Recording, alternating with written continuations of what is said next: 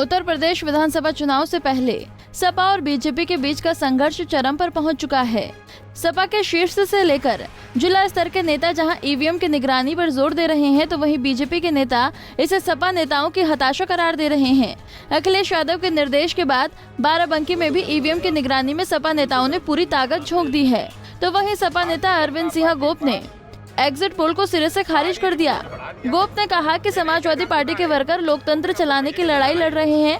गोप ने दावा किया है कि बीजेपी चुनाव में बुरी तरह से हार रही है। 7 चरण के शानदार मतदान के बाद समाजवादी पार्टी की बढ़ती हुई ताकत के बाद देश के सबसे नौजवान नेता, ऊर्जावान नेता, हम सबके नेता अखिलेश यादव जी की बहुमत की सरकार बनते देख भारतीय जनता पार्टी को बुला गई है।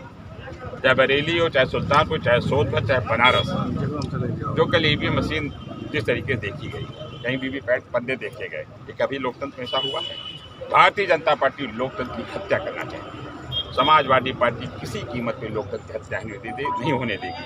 समाजवादी पार्टी नेता ने कहा है कि लोकतंत्र बचाने के लिए हम हर तरीके से तैयार हैं। पूरी जनता समाजवादी पार्टी के साथ है।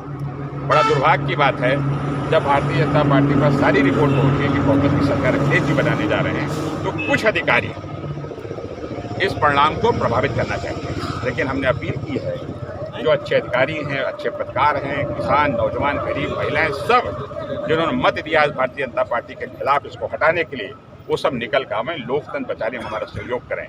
लोकतंत्र नहीं रहेगा तो कुछ नहीं रहेगा। लेकिन मैं फिर भी दावे के साथ कहता हूं, समाजवादी पार्टी कार्यकर्ताओं की पूरी नज़र गिनती पे है, एक एक वोट की गिनती पे नज़र है।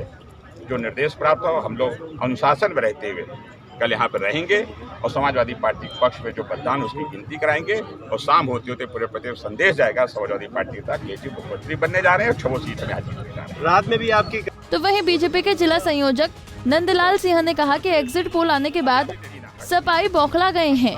सिंह ने कहा है कि हार की बौखलाहट में सपा नेताओं ने रोने धोने की शुरुआत कर दी है।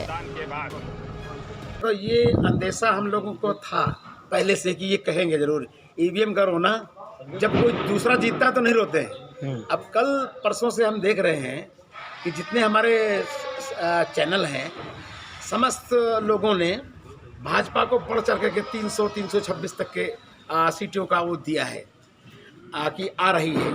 अब उसी को देख करके ये बौखलाहट है इनकी, तो ये कुछ ना कुछ उल्टा सीधा बोल रहे हैं। आप सोचिए कि यूपी पुलिस और सीआरपीएफ दोनों मुस्तैद है। अब बाबा जी के राज्य में ऐसा संभव नहीं हो सकता। ईवीएम से कोई छेड़छाड़ नहीं करेगा, लेकिन वो उनका रोना धोना है तो अपना रोएंगे, क्या करेंगे? ये सब उनकी बौखलाहट है, बचपना है इनका। युवकों को भड़काने का काम हुआ, इसके बारे में क्या? युवकों को देखो, वो जो उनके सपा के जो मुखिया हैं वो खुद वो युवा हैं, तो यही कर ही रहे हैं। लफंगई का राज पहले था, लेकिन योगी जी के शासनकाल से खत्म हुआ है। आगे योगी जी भी हैं और आगे बिल्कुल समाप्त हो जाएगा ये। बीजेपी और सपा के नेताओं का वक्त काटे नहीं कट रहा है। चुनावी नतीजे से पहले की रात में दोनों पार्टी के नेताओं की नींद और चैन गायब हो गई है।